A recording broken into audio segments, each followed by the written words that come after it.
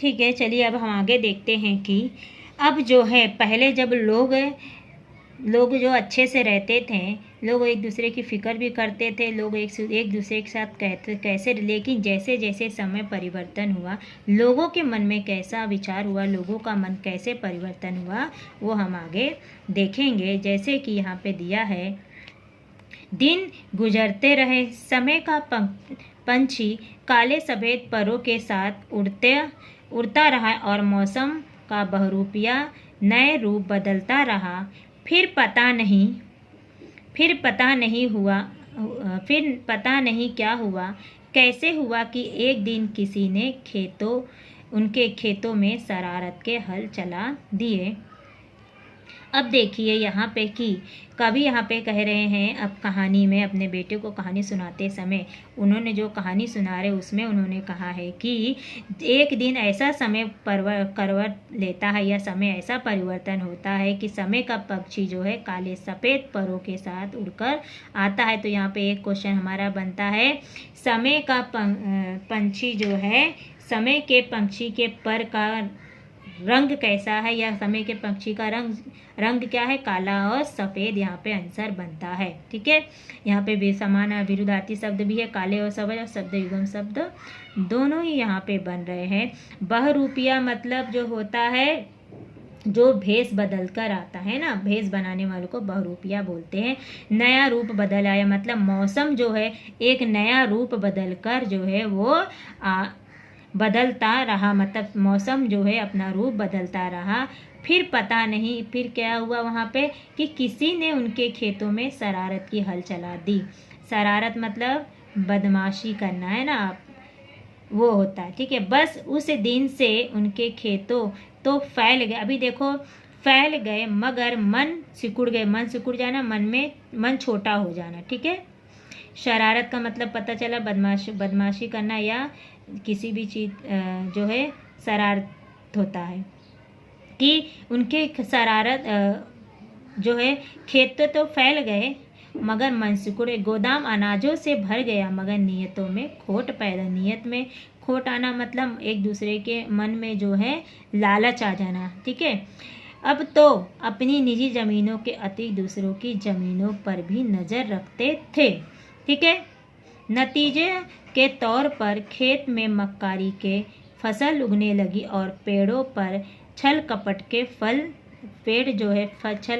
फल देने लगे। अब हम यहाँ पे देखेंगे तो गोदाम अनाज एक वचन है, अनाजो बहुवचन हो गया। ठीक है, अतिरिक्त, यहाँ पे अतिरिक्त जो है उपसर्ग जुड़ा हुआ है, अति प्लस रिक्त मतलब उपसर्ग यहाँ पे आया हुआ है। मक्कारी का मतलब होता है धोखा देना। ठीक है, अब यहाँ पे हमारा एक संजाल बनता है कि शरारत, खेतों में शरारत का हल चलाने का परिणाम है ना, खेतों में शरारत का हल चलाने का परिणाम क्या हुआ। जैसे कि पहला होगा जो है, इसमें पहला आएगा खेत तो फैल गए। ठीक है, लेकिन जो है मन सिकुड़ गए, ये दूसरा हो गया। ठीक है, लोगों के मन सिकुड़ गए दूसरा। गोदाम जो है अनाजों से भर गए, ये चौथा हो गया। मगर जो है नियतों में खोट पैदा हो गई, ये जो है चौथा हुआ यहाँ पे बन रहा है। अब देखेंगे कि नतीजे ये हुए कि लोग जो है, यहाँ पे हम लोग देखें, फसल एक वचन है, फसलों बहुवचन आएगा। यहाँ पे छल कपट शब्द युग्म शब्द है। खेत होता खेतों, यहाँ पे है कि लालच ने उसमें स्वार्थ का विष घोल दिया। लालच मतलब जो मन में अपने लालच आते उसमें स्वार्थ मतलब सिर्फ अपने ही बारे में सोचना, दूसरे के बारे में नहीं, ऐसा विष जो उनके अंदर घुल गया था। पहले वो मिल बांट के खाते थे, मिलजुल कर रहते थे, मगर अब जो है उनकी हर चीज़ जो विभाजित हो गई। विभाजित हो जाने, यहाँ पे फिर से जो देखेंगे हम लोग कि यहाँ पे जो है प्रत्यय जो है उपसर्ग आया हुआ, प्रत्यय जुड़ा हुआ है, विभाजन होता है। तो यहाँ पे इत प्रत्यय लग के विभाजित हो गया है, और यहाँ पे मिल बांट कर ये जो है हमारा शब्द युगम शब्द बन रहा है। यहाँ पे भी शब्द युगम शब्द में बन रहा है। कर, अगर हम लोग कर में जुल जो है यहाँ पे उपसर्ग लगा हुआ है, मिलजुल कर हुआ, मिल बन गया। खलिहान, हान होता है, खाली जो यहाँ पे अगर हम देखेंगे तो हान होता है या हानि होता है, तो यहाँ पे भी अब प्रत्यय जुड़ा हुआ है। खेत, ये भी हमारा शब्द हुआ। बगीचा, ठीक है। घर आंगन, यहाँ पे भी शब्द युग्म शब्द हमारा बन रहा है। अब देख यहाँ पे उन्होंने कहा है कि विभाजन का दूसरों की जमीनें कहा गया है कि जब हर चीज़ों के विभाजन का परिणाम क्या हो, या दूसरे के ज़मीन पर नज़र रखने का क्या परिणाम हो। यहाँ पे पहला तो हमारा बन रहा था यहाँ पे खेतों में शरारत के हल चलाने का परिणाम क्या हुआ। जब खेतों में किसी ने उनके शरारत का हल चलाया तो क्या परिणाम हो। अब यहाँ पे जो बन रहा है कि दूसरों की ज़मीन पर नज़र रखने का परिणाम क्या हुआ। देखिए, ज़मीनों पर भी नज़र पड़ने, जैसे यहाँ पे लिखा दूसरों की ज़मीन पर नज़र भी रखने लगे। मतलब अब यहाँ पे हमारा दूसरा संजाल बन रहा है कि दूसरों की ज़मीन पर रखने का क्या परिणाम नतीजा निकला या उसका क्या परिणाम हुआ। तो उसका पहला आंसर आएगा कि खेतों में जो है, यहाँ पे है ना, खेतों में मक्कारी की फसल उगने लगी, पेड़ों पर छल कपट के फल जो है आने लगे, ये दूसरा हो गया। या पेड़ जो है छल कपट के फल देने लगे, दूसरा हो गया।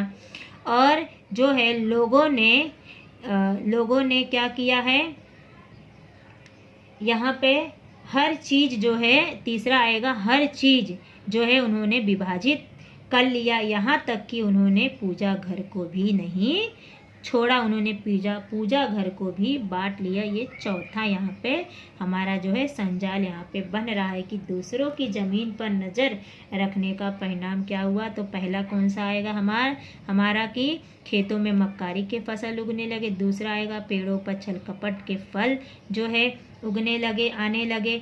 और जो है तीसरा आएगा कि हर चीज़ जो है विभाजित हो गई। और चौथा जो आएगा कि पूजा घर तक को भी उन्होंने क्या किया, बांट लिया। ऐसा यहाँ पे 4 बन रहे हैं, ठीक है।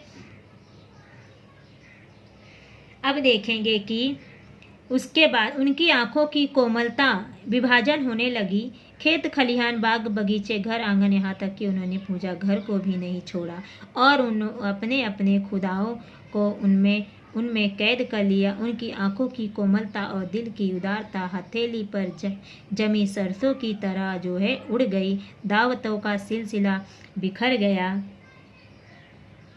और महफिलें उड़ गई। तस्वीरों के रंग कंधे अंधे और गीतों के बोल बहरे हो गए।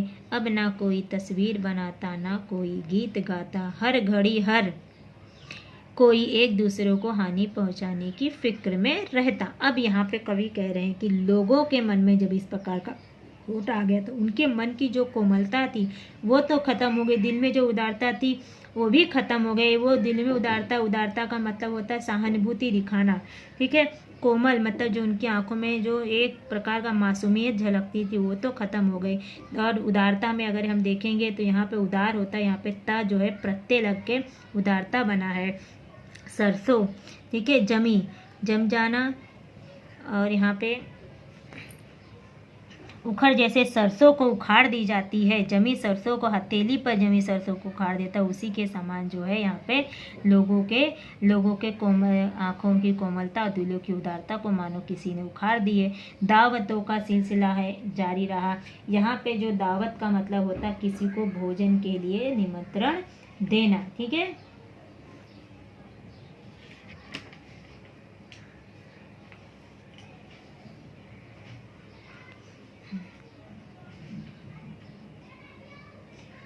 फिर देखेंगे यहाँ पे एक चीज़ और बन रहा है हमारे यहाँ पे, और एक जो है संजान बन रहा है। हर चीज़ विभाजन हर चीज़ के विभाजन का परिणाम, मतलब जब सभी चीज़ों का विभाजन हो गया तो उसका परिणाम लोगों पर क्या क्या हो गया। पहला तो हम लोगों ने देखा कि खेतों में शरारत का हल चलने का परिणाम क्या हुआ। दूसरा हम लोगों ने देखा कि दूसरों के ज़मीन पर नज़र रखने का क्या परिणाम हुआ। और अभी जो तीसरा हम देखेंगे हर चीज़ों के विभाजन का परिणाम क्या हुआ, जो सब चीज़ें बदल गई अब, है ना। तो उसका परिणाम क्या हुआ कि पहला तो इसमें आएगा आँखों की कोमलता और दिलों की उदारता जो है ख़त्म हो गई। जब जो है लोगों में हर चीज़ों का विभाजन हो गया तब पहला पॉइंट आएगा। और जो है यहाँ पे दावतों का जो है दूसरे पॉइंट में दावतों का सिलसिला बिखर गया और महफिलें जो है उड़ गई, है ना। यहाँ पे बिखर गया मतलब ख़त्म हो गई, मतलब यहाँ बिखर गया मतलब फैल गया। सिलसिला दावत देने का जो यहाँ पे सिलसिला जारी हो गया। और जो है महफिलें, जो लोग पहले 30 त्यौहार जो मनाते थे एक दूसरों के साथ मिलकर मनाते थे, है ना। महफिल जमती थी किसी चीज़ के लिए, किसी भी 30 त्यौहार के लिए लोग इकट्ठा होते थे, गीत गाते थे, एक साथ में नाचते गाते थे। अब वो जो है उजड़ गई, मतलब वो अब जो है वो नहीं रह गया, उजड़ गया मतलब अब ख़त्म हो गया है वो, हाँ, उसको अब समाप्त कर दिया गया है। और ये हो गया दूसरा पॉइंट कि विभाजन का परिणाम, सभी चीज़ हर चीज़ों के विभाजन का परिणाम हुआ। पहले आँखों की कोमलता और दिलों की उदारता जो है ख़त्म हो गई। दावतों का सिलसिला और महफिलें जो है उड़ गई। तस्वीरों के रंग जो है अंधे और गीत के बोल जो है बहरे हो गए, ये तीसरा हो गया, ठीक है। और तस्वीरें जो है अब ना कोई तस्वीर बनाता, ना कोई अब कोई गीत गाता, ये हो गया चौथा, ठीक है। या इसमें ऐसा तस्वीरें जो है बदरंग हो गई, मतलब बिना रंग की हो गई, ठीक है। ये हमारा हो गया कि विभाजन, हर चीज़ के विभाजन का परिणाम क्या हुआ। यहाँ पे हमारा जो है 3 जो है संजाल, एक ही पैराग्राफ में हमारा 3 संजाल जो है बन के तैयार हो रहा है। अब देखेंगे बस्ती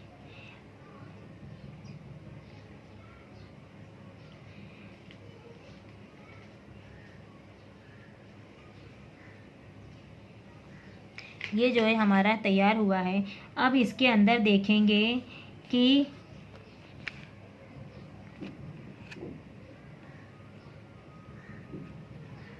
हर घड़ी हर कोई एक दूसरों को हानि पहुंचाने की फिक्र में रहता। मतलब जब ये समय का जो रुख बदला, या समय के पंछी जो काले सफ़ेद पर के साथ जब उड़ा, तो जब समय जो परिवर्तन हुआ तो लोग जो है खाली हर पल यही देख रहे थे कि किस प्रकार से हम किसी को हानि पहुंचाएं। लोग जो है सिर्फ एक दूसरे को हानि पहुंचाने की फिक्र में रहते थे, मतलब दिन रात उनके मन में यही था कि हम दूसरे को किस प्रकार से जो है चोट पहुंचाए, उनको किस प्रकार से हानि पहुंचाए। ऐसा ही लोग यहाँ पे सिर्फ सोचते हैं और उसके सिवा यहाँ पे उनको कुछ नहीं सूझता है।